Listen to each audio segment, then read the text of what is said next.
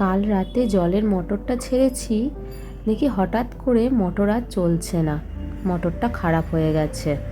তাই সকাল সকাল কাকুকে তাড়াতাড়ি ডাক পাঠালাম। কাকুও কাকুর হাতের কাজ সেরে চলে আসলো। কাল সারা রাত ঘুমোতে পারিনি জলের চিন্তায়। জল ছাড়া এক মুহূর্ত চলে বলুন? সকাল হতেই রাজ্যের কাজ, মেয়ে স্কুলে যাবে, পলাশ কলকাতায় যাবে, তাই আজ সকাল সকাল রান্নাবান্না সেরে নিয়েছি। জানি কাকু আসলে আর হবে না, পুরো রান্নাঘরটাই তাকে ছেড়ে দিতে হবে। কি অবস্থা হয়েছে দেখুন পুরো রান্নাঘরটা, চারিদিকে তার পাতানো।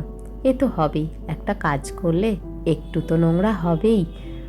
কাকু বেরিয়ে যাওয়ার পর একটা বেলা লাগবে আমার বোধহয় এই রান্নাঘরটাই পরিষ্কার করতে।